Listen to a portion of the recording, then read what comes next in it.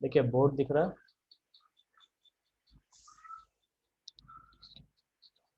Board दिख रहा है आप लोग को?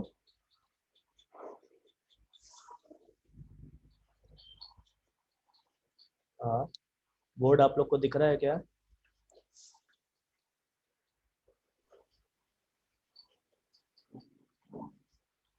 ठीक,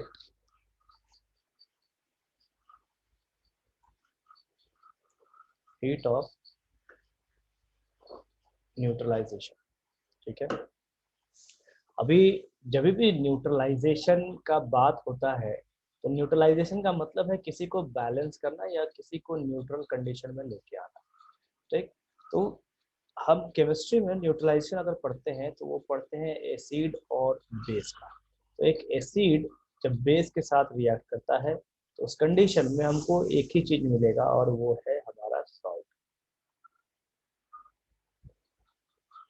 ठीक है, यहाँ पे हमको देखने को मिलेगा सॉल्ट प्लस वाटर।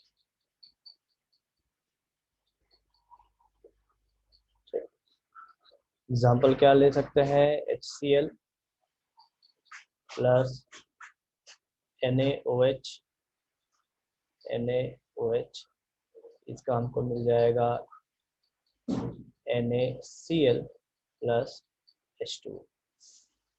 ठीक है,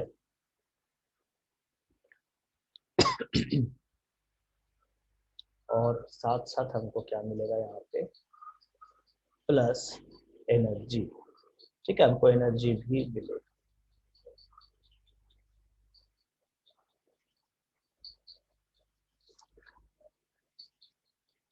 डेफिनेशन क्या लिखेंगे, व्हेन एन एसिड और बेस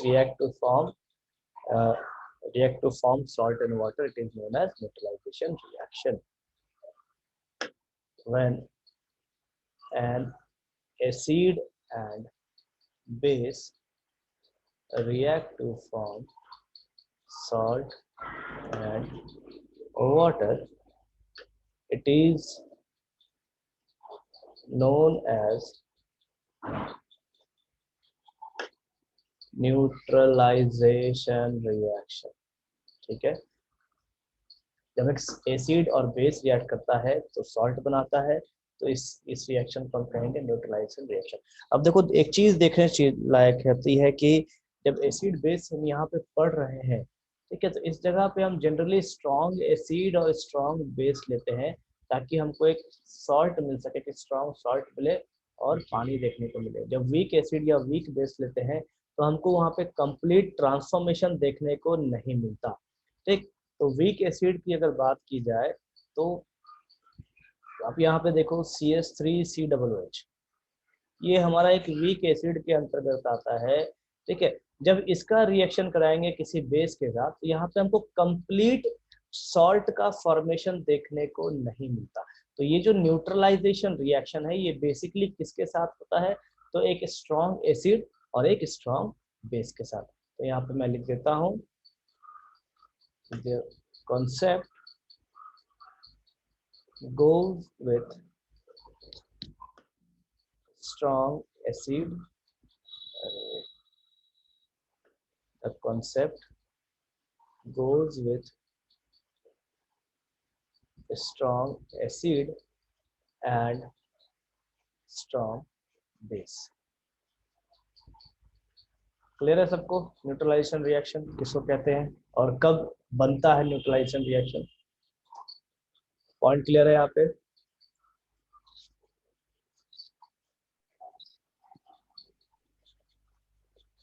हम लोग स्ट्रॉन्ग एसिड और स्ट्रॉन्ग बेस को कैसे आइडेंटिफाई करेंगे? स्ट्रॉन्ग एसिड और स्ट्रॉन्ग बेस को कैसे आइडेंटिफाई करेंगे, देखो जनरली जो एस ब्लॉक के एलिमेंट्स हैं, ठीक है, वो स्ट्रॉन्ग एसिड्स बनाते हैं। ठीक है, चाहे तो जो हैलोजेंस ग्रुप के एलिमेंट्स हैं वो स्ट्रॉन्ग बेस या एसिड बनाते हैं। इस तरीके से हम आइडेंटिफाई करते हैं। जो ज़्यादा रिएक्टिव होगा, जैसे ऑर्गेनिक कंपाउंड, ठीक है, ऑर्गेनिक कंपाउंड में देखो आपको चार्जेस बहुत कम देखने को मिलेगा। ठीक है, अब यहाँ पे आप देखिए एक सिंपल सा एग्जांपल हमने लिया है HCl और NaOH। तो जब इसको हम पानी में डालेंगे, मान लीजिए HCl को, ठीक है, तो पानी में डालने से क्या होगा, ये अपना H+ और OH सॉरी OH नहीं Cl माइनस में ब्रेक हो जाएगा।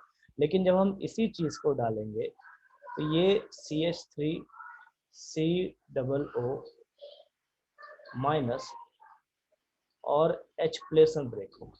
ठीक है, अब यहाँ पे आप देखो तो हमको एक बड़ा सा मॉलिक्यूल देखने को मिल रहा है। तो जो वीक और स्ट्रांग होता है वो हम दो तरीके से देखते हैं। पहला, तो अगर पूरी तरीके से पानी में घुल गया तो हम उसे स्ट्रांग कहेंगे, अगर पूरी तरीके से नहीं घुला तो उसे हम वीक कहेंगे। दूसरा, मॉलिक्यूलर मास की वजह से भी चेक किया जाता है। अगर मॉलिक्यूलर मास बहुत ज़्यादा है तो वो स्ट्रांग एसिड या बेस में नहीं आएगा, अगर मॉलिक्यूलर मास कम है तो वो स्ट्रांग एसिड या बेस में आएगा। तीसरा रीजन ये भी है कि जो एस ब्लॉक के एलिमेंट्स है वो स्ट्रॉन्ग बॉन्डिंग बनाते हैं, क्योंकि चूंकि अल्कली मेटल्स है, अल्कलाइन अर्थ मेटल्स हैं, तो ये बहुत रिएक्टिव होते हैं पूरे पीरियोडिक टेबल में, जिसके वजह से ये स्ट्रॉन्ग एसिड या स्ट्रॉन्ग बेस का फॉर्मेशन कर सकते हैं। ठीक है, चाहे तो स्ट्रॉन्ग सॉल्ट का फॉर्मेशन कर सकते हैं। अभी सॉल्ट है तो सॉल्ट है मतलब वहां पे हेलोजेंस होने चाहिए। ठीक है, कोई जरूरी नहीं कि हेलोजेंस ही होगा, लेकिन जब हम स्ट्रॉन्ग की बात करते हैं तो वहां पे हेलोजेंस होता है। ठीक है, तो ये सब तरीका है पहचानने का, स्ट्रॉन्ग एसिड बेस या सॉल्ट कैसे पहचानें।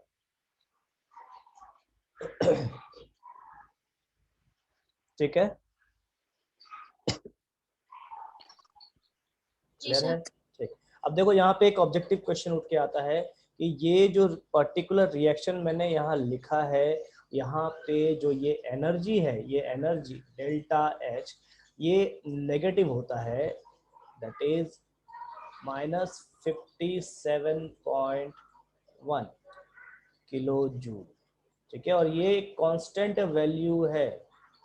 ठीक है, तो ये आपको एग्जाम में पूछता है। क्लियर है। अब सबसे बड़ी बात यहाँ पे जो -57.1 किलो जूल मैंने लिखा है, ये कई बार वाटर का भी कांस्टेंट वैल्यू के नाम से पूछता है कि वाटर में अगर कुछ भी चीज को हम मिलाएंगे तो कितना एनर्जी हमको निकलना चाहिए।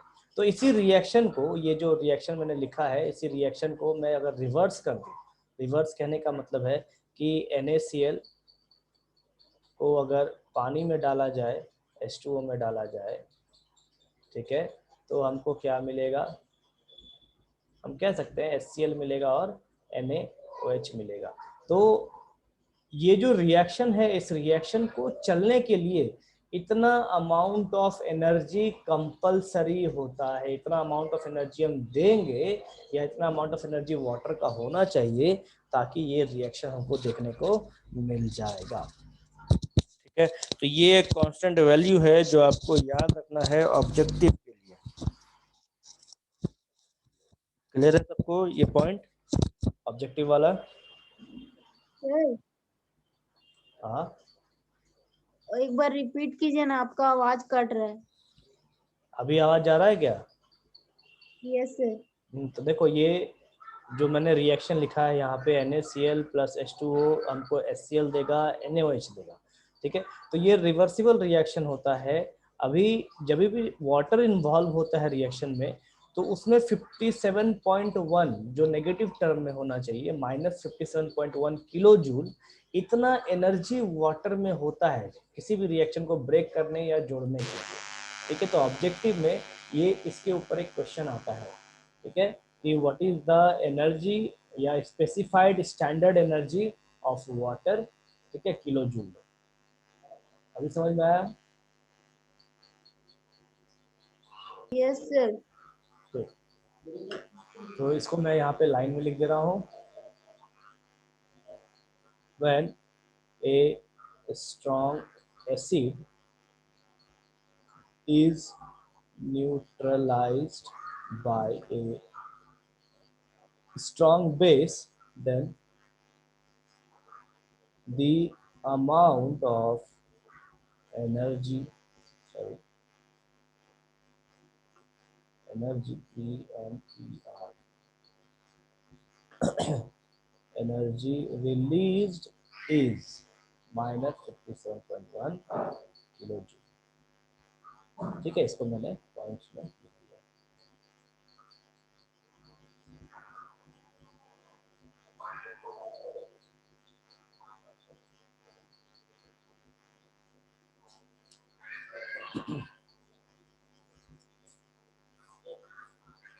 देन एंथैल्पी ऑफ कंबशन बताए थे आपको, एंथैल्पी ऑफ कंबशन हो गया था क्या? नहीं सर। ठीक है, नेक्स्ट टॉपिक है एंथैल्पी ऑफ कंबशन। ठीक है, अभी देखो एंथैल्पी है, एंथैल्पी का मतलब है हीट एनर्जी। अब कैसा हीट एनर्जी? तो heat added at constant pressure. Enthalpy जब भी बात होता है तो कांस्टेंट प्रेशर पे बात होना चाहिए। ठीक है, तो किसी भी चीज को अगर हम जलाएं, तो जलाने से क्या होगा कि हमको कुछ ना कुछ हीट देखने को मिलेगा। तो उस टाइम जो हमको हीट मिलता है उसे हम कहते हैं एंथैल्पी। अब कितना अमाउंट जलाने पे हम ये डेफिनेशन लिख सकते हैं? तो केमिस्ट्री में जो भी डेफिनेशन दिया गया है, हर डेफिनेशन सिर्फ एक मोल के लिए दिया गया है, क्योंकि केमिस्ट्री में एक मोल बहुत बड़ा है और जनरली एक मोल ऐसे भी बहुत बड़ा टर्म है। ठीक है, तो यहाँ जो डेफिनेशन होगा, the amount of energy release when 1 mole of a substance is burned is known as enthalpy of combustion. ठीक है, डेफिनेशन लिख रहा हूँ, the amount of energy released when 1 mole of a substance is burned is called enthalpy of combustion। ठीक है,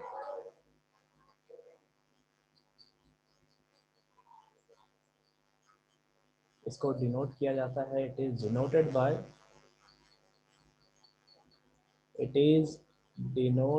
bye delta H. ठीक है, अभी देखो डेल्टा में लिख रहा हूँ,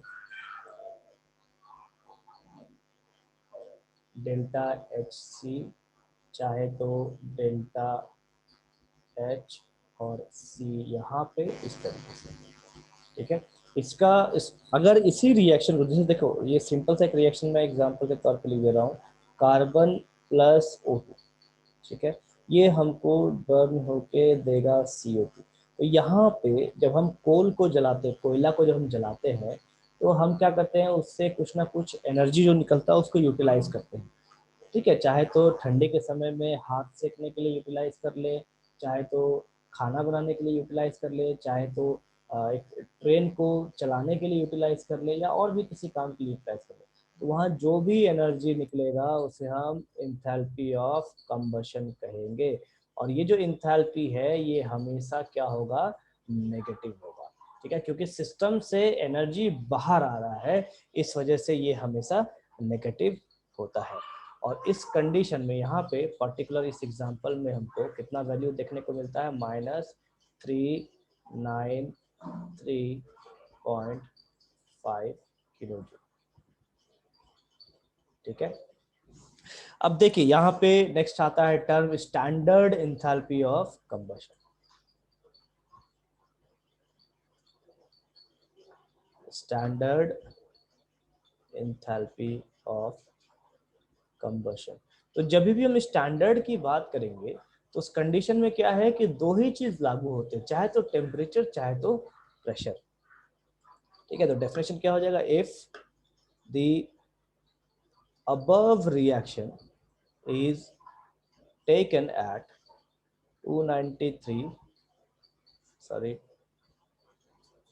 273.15 Kelvin and 1 atm pressure, it is known as standard enthalpy of combustion। It is known as standard enthalpy of combustion। ठीक है, ये स्टैंडर्ड कंडीशन का डेफिनेशन है। तो इसका जो सिंबल है, इसका सिंबल कैसा हो जाएगा, सिंबल हो जाएगा डेल्टा के ऊपर में एक नॉट का साइन, फिर H और यहाँ पे C। यहाँ मैं लिख देता हूँ, इट इज डिनोटेड बाय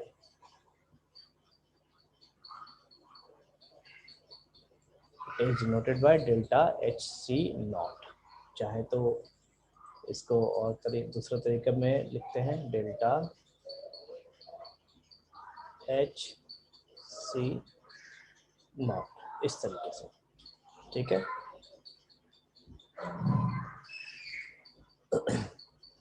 समझ में आया यहाँ पे हीट ऑफ कंबशन किसको कहते हैं?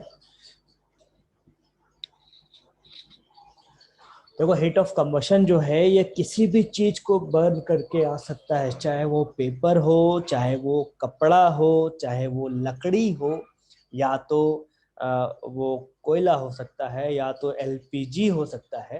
ठीक है, हर किसी का एक इंथैल्पी ऑफ कंबशन है, स्टैंडर्ड इंथैल्पी ऑफ कंबशन है, ये सारी चीजें।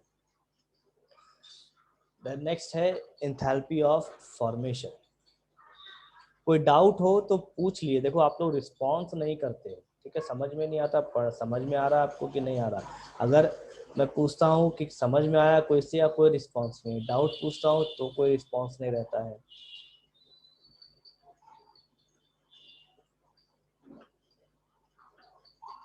एंथैल्पी ऑफ फॉर्मेशन, देखो एंथैल्पी ऑफ फॉर्मेशन का मतलब क्या है कि किसी भी केमिकल रिएक्शन में जो प्रोडक्ट बन रहे हैं, तो प्रोडक्ट बनने के दरमियान क्या आपको हीट देखने को मिल रहा है, उसको हम एंथैल्पी ऑफ फॉर्मेशन कहते हैं।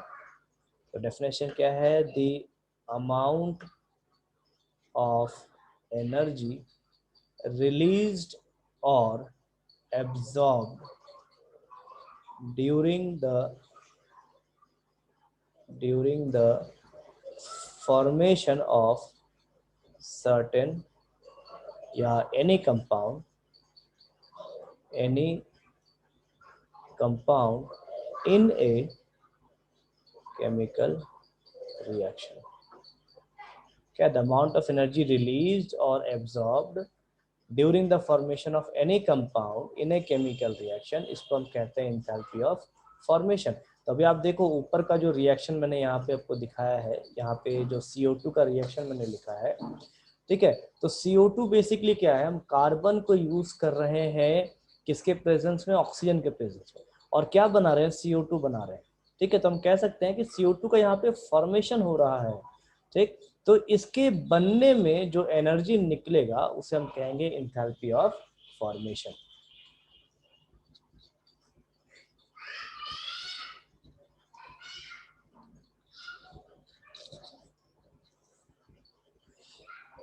ठीक है, तो इस जगह पे एग्जाम्पल कुछ भी हो सकता है, जैसे ऊपर का एग्जाम्पल हमने लिया है C+O2, मैं इसे फिर से लिख रहा हूँ। C+O2 हमको क्या देगा? CO2 देगा। ठीक है, इसके साथ जो एनर्जी होगा वो हमारा एंथैल्पी ऑफ फॉर्मेशन कहलाएगा। ठीक है, इस एंथैल्पी ऑफ फॉर्मेशन को डेल्टा HF लिखते हैं। ठीक, मैं यहाँ पे लाइन लिखना भूल गया, मैं यहीं पे लिख दे रहा हूँ, डेल्टा HF। ठीक है, तो यहाँ पे डेल्टा HF वही हो जाएगा जो ऊपर हमने कंबशन में देखा था, माइनस 393.5 किलो जूल। ठीक है, इसी तरीके से दूसरा अगर रिएक्शन हम देखें तो hydrogen plus iodine H2 plus I2, ये हमको क्या देगा? 2HI। तो यहाँ पे हाइड्रोजन आयोडाइड का जो फॉर्मेशन है, इसके फॉर्मेशन में जो एनर्जी हमको मिलता है उसे हम क्या कहेंगे? Enthalpy of formation of hydrogen iodide. ठीक है,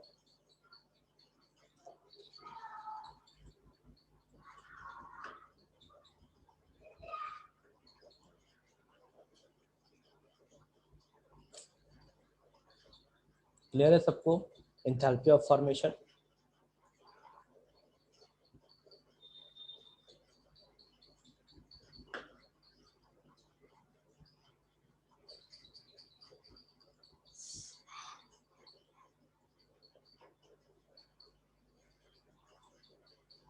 ठीक,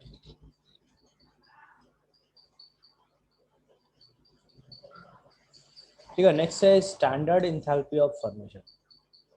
अभी सेम सेम डेफिनेशन होगा कि अगर इसी इंथैल्पी ऑफ फॉर्मेशन के कंडीशंस को हम स्टैंडर्ड कंडीशंस में कर दें, मतलब टेम्परेचर 273.15 एंड प्रेशर 1 atm कर दें, तो इसे हम स्टैंडर्ड इंथैल्पी ऑफ फॉर्मेशन कहेंगे। ठीक है, डेफिनेशन लिख दे रहा हूँ वापस से।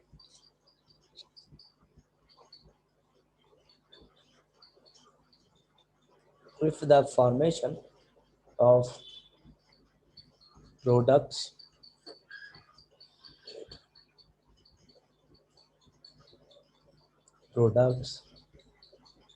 takes place at standard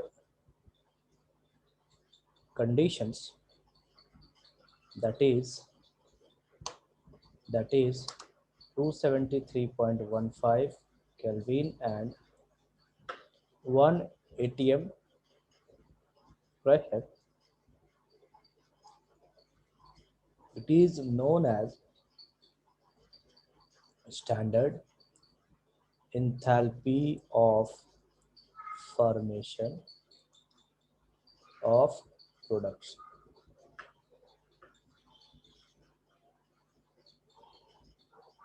ठीक है, डेफिनेशन क्लियर है सबको?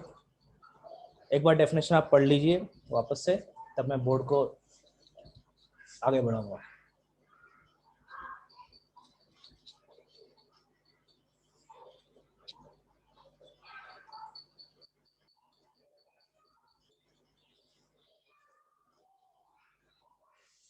सबको बोर्ड गो थ्रू हो लीजिए, फिर आगे बढ़ाऊंगा।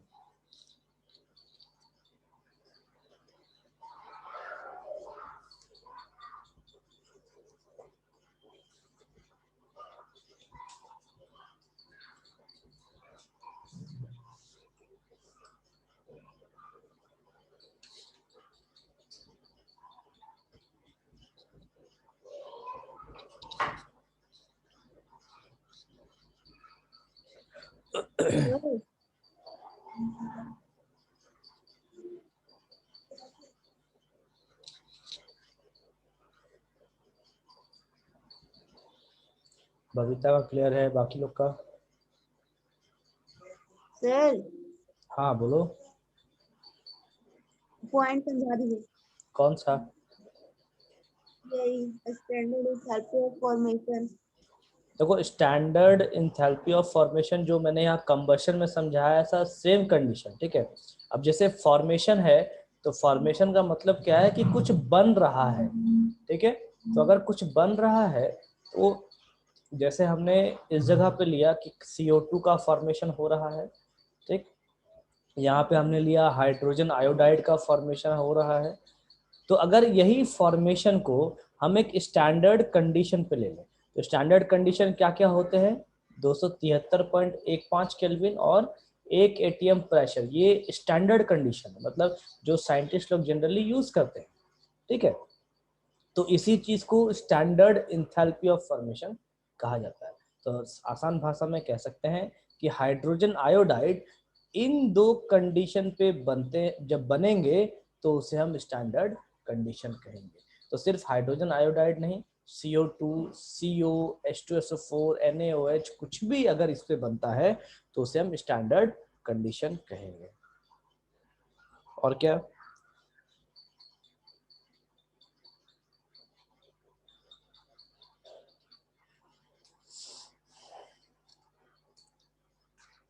और कुछ?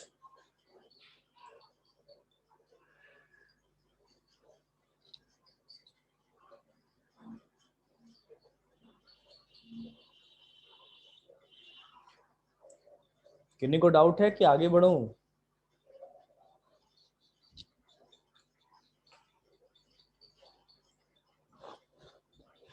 ठीक है,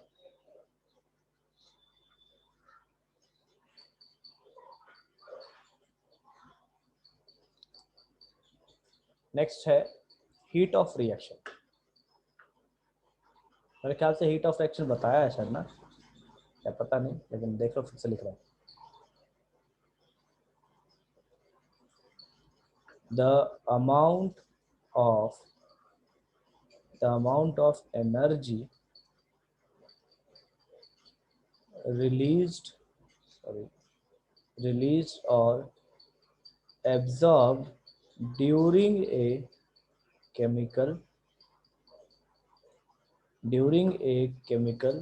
reaction, it is known as heat of reaction. ठीक है, तो किसी भी हीट ऑफ रिएक्शन जो है किसी भी रिएक्शन के लिए हो सकता है, चाहे सॉलिड रिएक्शन हो, सॉलिड सॉलिड का, चाहे लिक्विड्स का रिएक्शन हो, चाहे गैसियस रिएक्शन हो। तो हर एक रिएक्शन में या तो हीट एब्जॉर्ब हो सकता होगा या फिर हीट रिलीज होगा। तो इस कंडीशन में हम कहेंगे हीट ऑफ रिएक्शन हो रहा है। हाँ, ये टॉपिक ठीक है हो चुका है, कोई बात नहीं, लेकिन हीट ऑफ फॉर्मेशन में ये टॉपिक इंक्लूड किया जाता है। ठीक है, यहाँ पे एक फॉर्मूला मैं बताऊंगा जो हीट ऑफ फॉर्मेशन से रिलेटेड होता है। ठीक है, इसको डिनोट करते हैं डेल्टा एच आर से। ठीक है, मैंने पहले बता रखा है। ठीक है, delta H R is equals to, यहाँ पे जो फॉर्मूला आता है वो इस तरीके से आता है,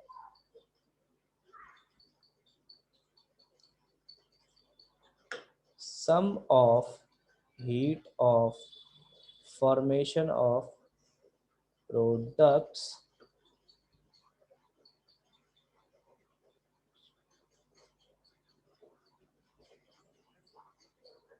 इसके बाद sum of heat of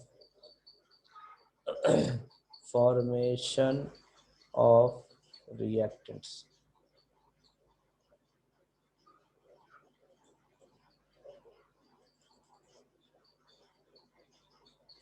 with minus sign. ये एक फॉर्मूला है जो हम लोग यहाँ पे यूज करते हैं। हीट ऑफ रिएक्शन किसको कहते हैं? तो प्रोडक्ट्स के फॉर्मेशन का जो हीट होगा वो माइनस करेंगे किसमें, तो जो रिएक्टेंट्स के हीट ऑफ फॉर्मेशन होंगे वो। ठीक है, इसका एक जनरल रिएक्शन है, इसको और भी तरीके से लिख सकते हैं, जैसे delta H R is equals to summation of heat of formation minus summation of heat of formation of product of reactant। ठीक है, ये इसका जनरल फॉर्मूला है। आपको एग्जाम में ये फॉर्मूला भी लिखना होगा। ठीक, और जो मैं अभी एग्जाम्पल लिखूंगा वो एग्जाम्पल भी लिखना होगा। तो फॉर ए generalized reaction,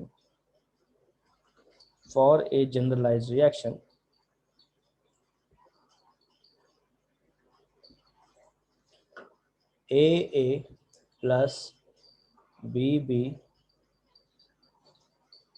ये हमको देगा CC प्लस DD। ठीक है, ये एक जनरलाइज्ड रिएक्शन है। अभी इसको लिखने का तरीका क्या है, तो heat of formation of product करेंगे minus heat of formation of reactant करेंगे। ठीक है, देखो जो मैं लिख रहा हूँ ये आपके नोट्स में एग्जाम में भी आना चाहिए। तो delta H R is equal to क्या है यहाँ पे, समेशन ऑफ, यहाँ पे क्या है देखिए, summation of heat of formation of product. तो समेशन करना है मतलब हर किसी का आएगा, तो सबसे पहले है प्रोडक्ट, तो C small c multiplied by delta H F, अब देखो एक चीज और, यहाँ पे मैं नॉट यूज कर रहा हूँ। ठीक है, सब जगह मैं नॉट लगा दे रहा हूँ। नॉट इसलिए लगा रहा हूँ क्योंकि यहाँ पे जो फॉर्मेशन वगैरह है ये हर कोई स्टैंडर्ड कंडीशन पे ही होता है, इसीलिए मैं हर किसी में फॉर्मेशन में देखो इस तरीके से ऐड कर दे रहा हूँ, delta H F of C capital C plus small D multiplied by delta मतलब हीट ऑफ फॉर्मेशन ऑफ इसका, तो डी का, ये हमारा प्रोडक्ट हो गया। ठीक है, अब हम क्या करेंगे, इसमें रिएक्टेंट को माइनस करेंगे। तो समेशन है, समेशन मतलब हर किसी को हम लेंगे, तो small A multiplied by delta H F not for a plus small b multiplied by delta HF not capital B, ठीक है, इस तरीके से। तो ये हमारा यहाँ पे एक फार्मूला क्रिएट हो गया। इस फार्मूले को हम लोग यूज करते हैं न्यूमेरिकल बनाने के लिए। ठीक है, एक सिंपल न्यूमेरिकल आता है इस फार्मूला इस फार्मूले के ऊपर। ठीक है, मैं आपको एक क्वेश्चन दे दूंगा क्लास के बाद। ठीक है, उस क्वेश्चन को आपको प्रैक्टिस करना है और बना के मुझे आंसर सेंड करना है व्हाट्सएप पे ही। ठीक है, मैं 2 क्वेश्चन दूंगा, दोनों को आपको बना के सेंड करना है।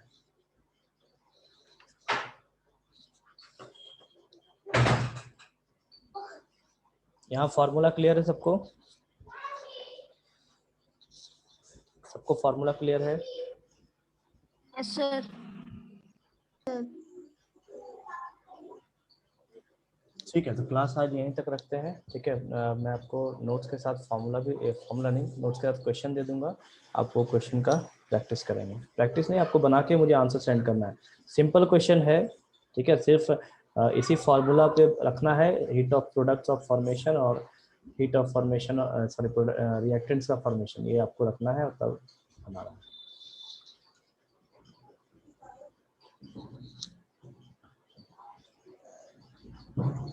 ठीक है, क्लास हम ऐड कर रहे हैं यहीं पे, फिर नेक्स्ट क्लास कल करेंगे।